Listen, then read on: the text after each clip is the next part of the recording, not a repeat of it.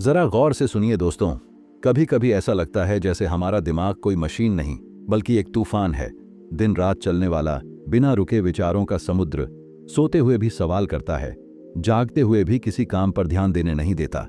आप भी कभी महसूस करते हो कि काम करते हुए दिमाग कहीं और भाग रहा है? जैसे अंदर कोई रेडियो चल रहा हो। एक आवाज पूछती है, अगर मैं गलत हो गया तो? दूसरी कहती, अगर मैं फेल हो गया? और तीसरी चुप नहीं रहती, अब तक तो तुमने क्या किया है? हम बैठकर घंटों सोचते रहते हैं, बिना जवाब, बिना विराम के। और धीरे धीरे ये सोच एक आदत बन जाती है। सुबह उठते ही दिमाग चालू, रात को बिस्तर पर लेटते ही पुरानी गलतियां या आने वाले कल की चिंता। और हम कहते हैं, यार दिमाग ही नहीं रुकता। लेकिन एक पल के लिए सोचो, क्या यही जीवन है? क्या हम इसलिए पैदा हुए हैं कि दिन रात सोचते रहें और खुद को थका दें? किसी ने कहा था, मन ही मित्र है और मन ही शत्रु।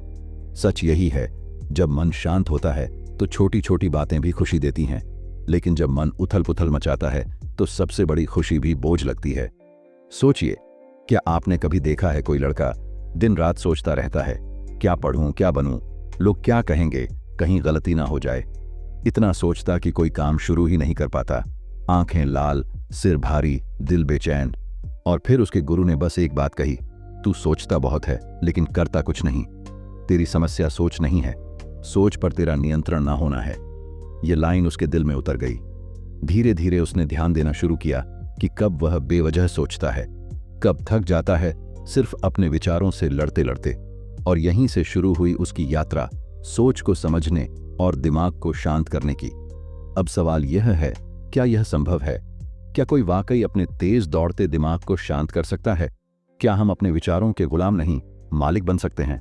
सच्चाई यह है, मन एक बंदर की तरह है, कभी इधर कभी उधर। अगर उसे पकड़ा नहीं गया, वह उलझे विचारों, डर और भ्रम में खेलता रहता है। और जब यह बंदर हमारी ऊर्जा खा जाता है, तब हम कहते हैं, थक गया हूं, जबकि असल में हमने कुछ किया नहीं, बस ज्यादा सोच लिया।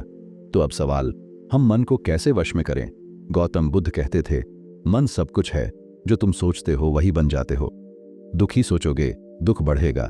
शांति सोचोगे, शांति भीतर उतरने लगेगी। फर्क बस ध्यान का है। जो विचार मन को शांत करे, उसे अपनाओ। जो बेचैनी बढ़ाए, उसे जाने दो। लेकिन याद रखना, मन को शांत करने के लिए लड़ना नहीं पड़ता, समझना पड़ता है। जैसे ही तुम समझते हो कि कौन सा विचार कब और क्यों आ रहा है, एक शक्ति जन्म लेती है, दृष्टा बनकर जीने की शक्ति। यहीं से शुरू होता है असली परिवर्तन। तुम कह सकते हो, हाँ ये विचार आ रहे हैं, लेकिन मैं विचार नहीं हूं। और यही तुम्हारे लिए सबसे पहला कदम है असली आजादी और मानसिक शांति की। अगर अभी तक यह वीडियो तुम्हें पसंद आ रहा है तो लाइक का बटन दबाना मत भूलो। पार्ट 2, मानसिक थकान। दोस्तों, अब हम उस थकान की बात करते हैं जो महसूस तो होती है, लेकिन कारण अक्सर समझ में नहीं आता। कभी आपने सुबह उठते ही ऐसा महसूस किया है जैसे पूरी रात सोए ही नहीं? आंखें खुली हैं लेकिन दिमाग लगातार दौड़ रहा है। बीते हुए कल, आने वाले कल, अधूरे काम, पुरानी गलती। यही है मानसिक थकान। और दिलचस्प बात यह है कि यह शरीर की नहीं, दिमाग की थकान होती है। ज्यादा सोचना कोई आदत नहीं, यह धीमा जहर है, धीरे धीरे असर करता है। पहले बेचैनी, फिर नींद की कमी, फिर छोटी छोटी बातों पर गुस्सा, अंत में खुद से नाराजगी। आप सोचते हो, मैं ऐसा क्यों हूं, मेरा दिमाग इतना क्यों दौड़ता है? लेकिन समझो, हम समाधान ढूंढ नहीं रहे, हम उलझ रहे हैं। सोचो, हमारा मन एक कमरे की तरह है। जब उसमें बहुत सारे विचार भर जाते हैं तो सांस लेना मुश्किल हो जाता है। हर डर, हर चिंता, हर क्या होगा अगर, एक बोझ बनकर बैठ जाता है। और यही बोझ हमारी मुस्कान, आंखों की चमक और रिश्तों की गर्मी को चुरा लेता है। आपने गौर किया है, कोई आपको छोटी बात कहता है और आप पूरे दिन सोचते रहते हैं, क्यों कहा? क्या वह मुझे पसंद करता है? क्या मैं गलत था? सामने वाला शायद भूल चुका है, लेकिन आपका दिमाग बार बार वही सीन प्ले करता है। यही सोच एक वायरस की तरह काम करती है, दिखती नहीं पर अंदर ही अंदर खा जाती है। काम करने वाले और सोचते रहने वाले इंसान में फर्क यही है। पहला इंसान हल खोजता है, दूसरा बार बार दिक्कत जीता है। काम करने वाला थक कर सो जाता है, सोचने वाला कभी चैन से नहीं सोता। अब समझना जरूरी है, हर समस्या का हल हमेशा बाहर नहीं है, शुरुआत भीतर की शांति से होती है। जब आप अपने विचारों पर नियंत्रण सीखते हैं, जब आप हर विचार को सच मानना छोड़ते हो और कहते हो मैं सोच रहा हूं लेकिन मैं यह नहीं हूं, तब मन शांत होना शुरू होता है। याद रखो, दिमाग को शांत करना कोई एक दिन की क्रिया नहीं है, यह एक कला है और हर कला की शुरुआत होती है अभ्यास से। रोज थोड़ी देर के लिए बैठो, सांस पर ध्यान दो, शांत कोने में कुछ भी सोचते हुए बस बैठो। छोटे छोटे कदम, लेकिन धीरे धीरे दिमाग रिप्रोग्राम होता है। खुद को दोष मत दो। सोचते हो इसका मतलब गलत नहीं हो, बस मन जागरूक है, भटक रहा है और हर भटका हुआ मन वापस लौट सकता है अगर उसे दिशा दी जाए, अगर उसे समझाया जाए। पार्ट 3, ध्यान और फोकस। दोस्तों, अब बात करते हैं उस सबसे महत्वपूर्ण कौशल की, ध्यान और फोकस। अगर आप सच में अपने दिमाग को नियंत्रित करना चाहते हो तो यह पहला कदम है। समझो, मन एक बंदर की तरह है, कभी इधर कभी उधर। जब उसे पकड़ा नहीं गया, वह उलझे विचारों और डर में खेलता रहता है, और जब यह बंदर हमारी ऊर्जा खा जाता है तब हम कहते हैं थक गया हूं। लेकिन असली सवाल, कैसे उसे शांत किया जाए? गौतम बुद्ध ने कहा था, जो सोचता है वही बन जाता है। अगर आप दुखी सोचोगे, दुख बढ़ेगा। अगर शांति सोचोगे, शांति भीतर उतरने लगेगी। फर्क सिर्फ ध्यान का है। जिस दिशा में आप ध्यान देंगे, मन उसी दिशा में बढ़ेगा। जो विचार मन को शांत करे, उसे अपनाओ। जो बेचैनी बढ़ाए, उसे जाने दो। लेकिन याद रखो, मन को शांत करने के लिए लड़ना नहीं पड़ता, समझना पड़ता है। जैसे ही तुम समझते हो कि कौन सा विचार कब आ रहा है और क्यों आ रहा है, एक शक्ति जन्म लेती है, दृष्टा बनकर जीने की शक्ति। यहीं से शुरू होता है असली परिवर्तन। अब सवाल, ध्यान कैसे किया जाए? रोज थोड़ी देर के लिए चुप बैठो, अपनी सांस पर ध्यान दो। सिर्फ देखो कि हवा अंदर जा रही है या बाहर आ रही है। कोई संगीत या ध्वनि चुन सकते हो जो भीतर उतर जाए। विचार आएंगे, उन्हें रोकने की कोशिश मत करो, बस पहचानो यह सोच मेरे लिए मददगार है या नहीं। धीरे धीरे तुम्हारा मन अपने आप शांत होना शुरू करेगा। यह प्रक्रिया एक दिन की नहीं है, लेकिन निरंतर अभ्यास से दिमाग रिप्रोग्राम होता है। और सबसे जरूरी बात, खुद को दोष मत दो। सोचते होना गलत नहीं है, बस मन भटक रहा है और हर भटका हुआ मन वापस लौट सकता है अगर उसे दिशा दी जाए। सोचो, एक इंसान दिन भर चिंता करता रहे कि बारिश होगी या नहीं, दूसरा छाता लेकर निकल जाए। फर्क सिर्फ सोच और प्रतिक्रिया में है। वही फर्क तुम्हारे जीवन को दिशा दे सकता है। पार्ट 4, अपने दिमाग और सोच को नियंत्रित करने की कला। दोस्तों, अब हम उस स्तर पर पहुंचते हैं जहां सिर्फ सोचना बंद करो या ध्यान लगाओ कहना पर्याप्त नहीं है। असली चुनौती यह है कि आप अपने मन को समझें और उसे सही दिशा दें। कभी सोचा है कि आप दिन भर में कितने विचारों से गुजरते हैं? लगभग 60,000। और इनमें से कितने ऐसे हैं जो हमें सच में आगे बढ़ाते हैं? बहुत कम। बाकी केवल एनर्जी चुरा रहे हैं, आपको थका रहे हैं, आपके अंदर बेचैनी भर रहे हैं। यही वजह है कि कई लोग दिन में काम कर लेते हैं लेकिन फिर भी थकान महसूस करते हैं। हाँ, यह थकान शारीरिक नहीं, मानसिक है। अब सवाल उठता है, क्या हम अपने सोचने की आदत को बदल सकते हैं? क्या हम अपने दिमाग को गुलाम नहीं बल्कि मालिक बना सकते हैं? जवाब है हाँ, लेकिन इसके लिए समझ और अभ्यास चाहिए। सोच पर नियंत्रण पाने के लिए पहला कदम, अवेयरनेस। आपको अपने हर विचार पर सिपाही जैसी नजर रखनी होगी। हर विचार पूछो, यह मेरा है या किसी बाहरी चीज का असर है? क्या यह मुझे रोक रहा है या आगे बढ़ा रहा है? क्या यह डर पैदा कर रहा है या समाधान दे रहा है?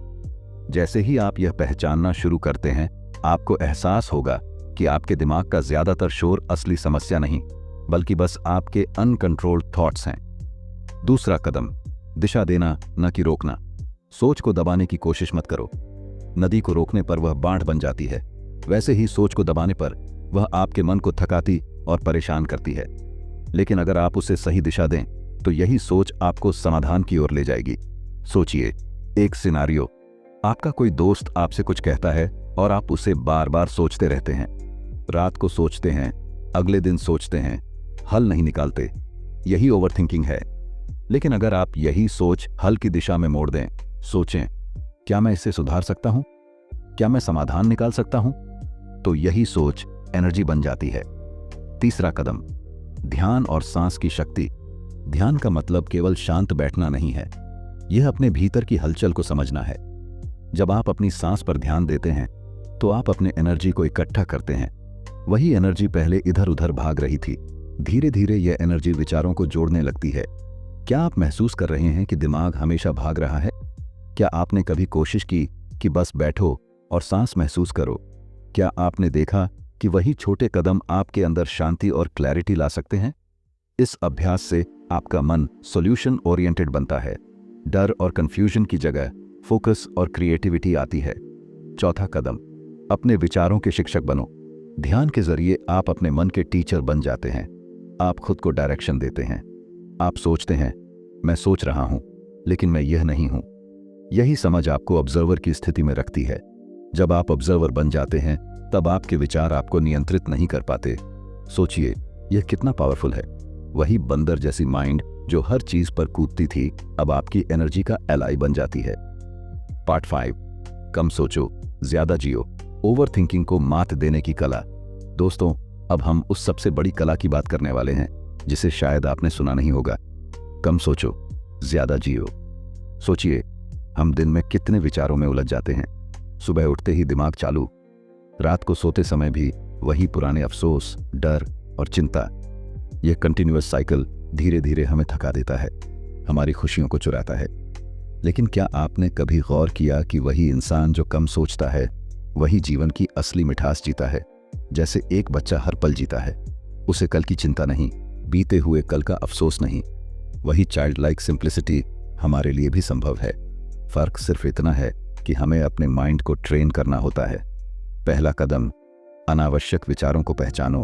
आपको अपने हर विचार पर क्वेश्चन करना होगा। क्या यह मेरे काम का है या सिर्फ एनर्जी ड्रेन कर रहा है? क्या यह मुझे आगे बढ़ाएगा या रोक रहा है?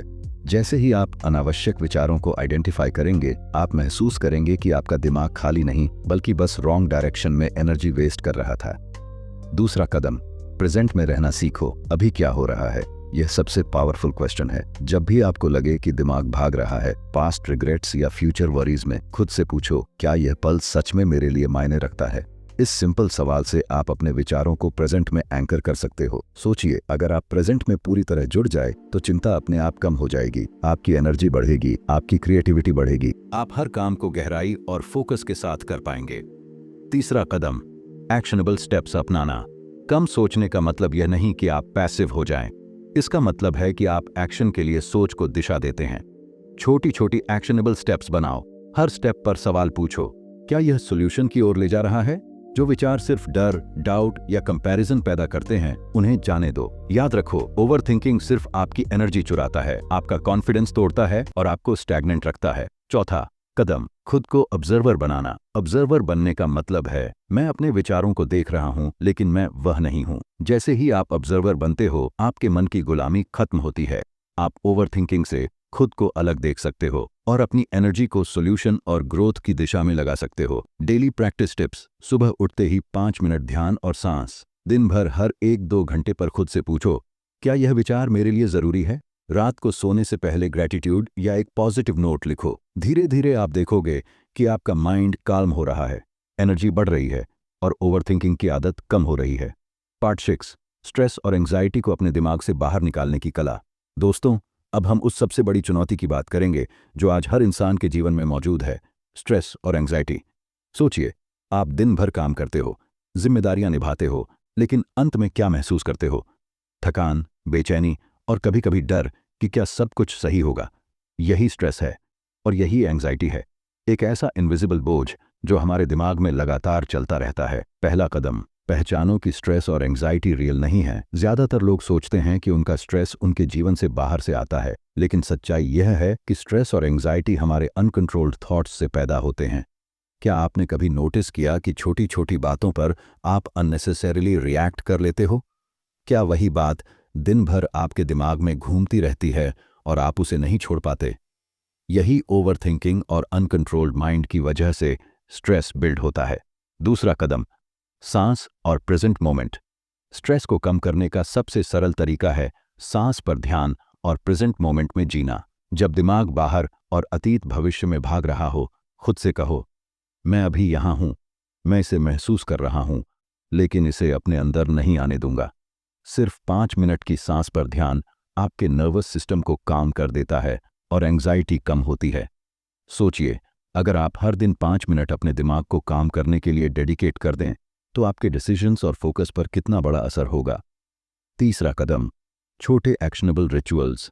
सुबह उठते ही ग्रेटिट्यूड लिखो। दिन में 10 मिनट नेचर वॉक या म्यूजिक थेरेपी करो। रात को सोने से पहले 3 पॉजिटिव अचीवमेंट्स याद करो।